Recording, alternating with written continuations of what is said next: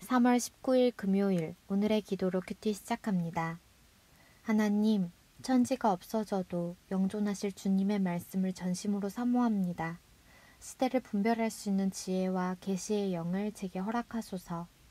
마지막 날 능력과 큰 영광으로 오실 주님 앞에 통곡하는 자가 아니라 환호하는 백성으로 서도록 오늘을 신실하게 살게 하소서. 예수님의 이름으로 기도드립니다. 아멘. 성취되길 소망하며 굳게 붙들 영원한 말씀. 오늘의 찬송 새 찬송가 180장 하나님의 나팔소리. 찬송의 가사를 함께 읽습니다. 하나님의 나팔소리 천지 진동할 때 예수 영광 중에 구름 타시고 천사들을 세계 만국 모든 곳에 보내어 구원받은 성도들을 모으리. 나팔 불 때 나의 이름, 나팔 불 때 나의 이름, 나팔 불 때 나의 이름 부를 때 잔치 참여하겠네. 아멘. 마태복음 24장 29절에서 35절 말씀. 그날 환란 후에 즉시 해가 어두워지며 달이 빛을 내지 아니하며 별들이 하늘에서 떨어지며 하늘의 권능들이 흔들리리라.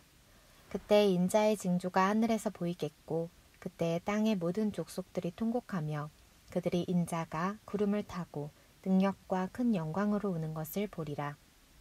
그가 큰 나팔소리와 함께 천사들을 보내리니 그들이 그의 택하신 자들을 하늘 이 끝에서 저 끝까지 사방에서 모으리라. 무화과 나무의 비유를 배우라. 그 가지가 연하여 지고 잎사귀를 내면 여름이 가까운 줄을 아나니 이와 같이 너희도 이 모든 일을 보거든 인자가 가까이 곧 문 앞에 이른 줄 알라. 내가 진실로 너희에게 말하노니 이 세대가 지나가기 전에 이 일이 다 일어나리라. 천지는 없어질지언정 내 말은 없어지지 아니하리라. 아멘. 오늘의 말씀 요약. 환란 후 즉시 해가 어두워지고 달이 빛을 내지 않으며 별들이 하늘에서 떨어질 것입니다. 그때 온 족속이 통곡하며 인자가 구름 타고 능력과 영광으로 오는 것을 볼 것이며 인자는 나팔 소리와 함께 천사들을 보내 택한 자들을 모을 것입니다. 천지는 없어져도 주님 말씀은 없어지지 않을 것입니다. 본문 해설. 옛 질서의 몰락, 새 질서의 확립. 24장 29절에서 31절에 관한 내용. 이 땅의 모든 것은 일시적이며 결코 영원하지 않습니다. 환란이 있은 후에 예루살렘이 몰락하기까지는 오랜 시간이 걸리지 않을 것입니다. 해와 달이 빛을 잃고 별들이 떨어지는 것은 이방 나라들의 몰락을 예언할 때 사용되던 표현인데 이제 예루살렘 몰락 예언에 사용됩니다. 땅의 모든 족속들이 통곡하며 그들이 인자가 구름을 타고 능력과 큰 영광으로 오는 것을 보리라.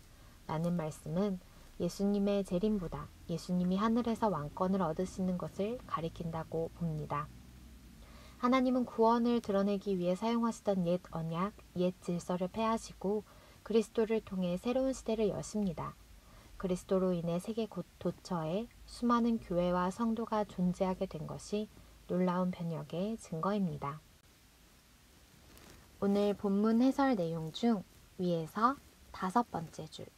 땅의 모든 족속들이 통곡하며 그들이 인자가 구름을 타고 능력과 큰 영광으로 오는 것을 보리라. 라는 말씀은 예수님의 재림보다 예수님이 하늘에서 왕권을 얻으시는 것을 가리킨다고 봅니다. 에 대한 내용은 성결교회와 다른 입장입니다. 성결교회는 본 말씀, 땅의 모든 족속들이 통곡하며 그들이 인자가 구름을 타고 능력과 큰 영광으로 오는 것을 보리라. 에 대한 말씀 그 자체가 예수님의 재림을 뜻한다고 깨닫고 있습니다. 잠시 멈추고 질문에 답해 주세요. 인자가 구름을 타고 능력과 큰 영광으로 오시는 것은 무엇을 의미할까요? 예수님의 재림입니다.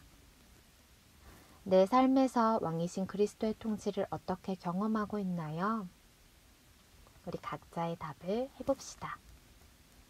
예수님의 영원한 말씀 24장 32절에서 35절에 관한 내용. 무화과 나무 가지가 연해지고 잎사귀가 나오면 여름이 가까이 왔음을 압니다. 그와 같이 예수님이 말씀하신 징조가 일어나면 예수님의 재림 또한 가깝다는 것을 알아야 합니다.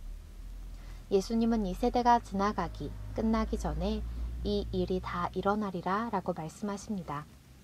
예수님 당시 사람들이 사는 동안에 이루어질 이 일은 바로 예루살렘의 멸망과 관련된 것이라 할 수 있습니다. 예루살렘 멸망에 관한 예수님의 말씀이 그대로 이루어지는 것을 볼 때 다시 오시리라는 그분의 말씀 또한 그대로 이루어질 줄 믿게 됩니다. 나라들이 세워지고 사라지는 변화무쌍한 역사 속에서 성도는 변함없는 진리의 말씀만 굳게 붙들어야 합니다. 잠시 멈추고 질문에 답해 주세요.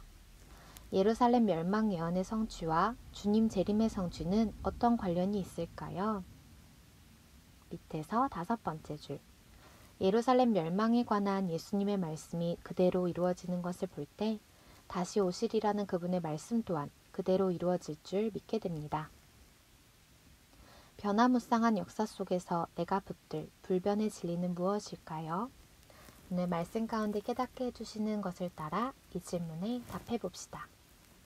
묵상 에세이 이미와 그러나 아직 사이에서 마태복음 강해 5 부활 하 용조 종말을 말할 때 이미 그러나 아직 already but not yet 이란 용어를 많이 씁니다.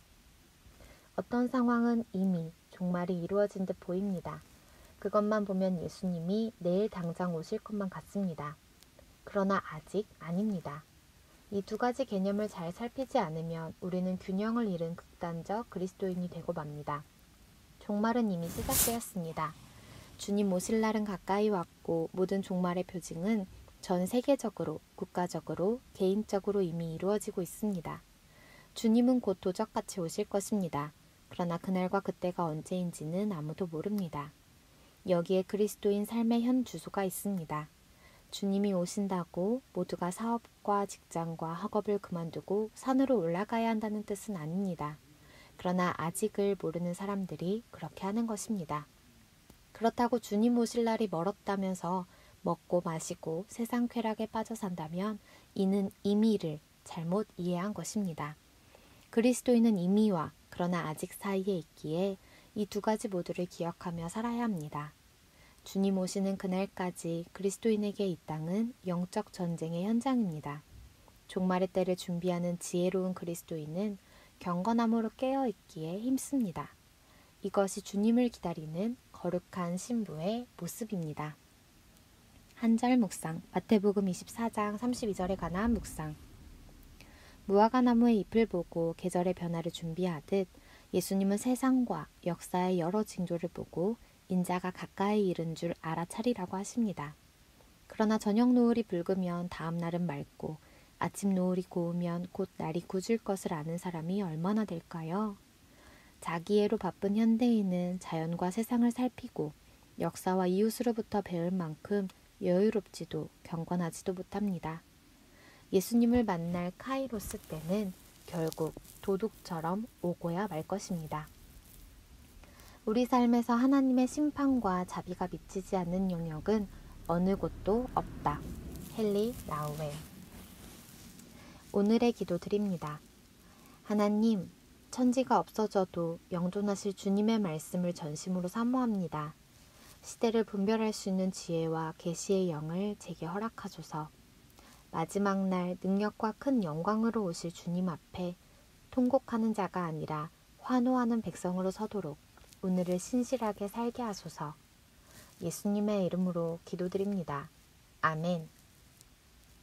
늘 깨어 성결한 삶으로 예수님 다시 오실 날을 준비된 삶을 살아가는 우리가 되기를 소망합니다. 오늘의 큐티를 마칩니다. 함께 해주셔서 감사합니다.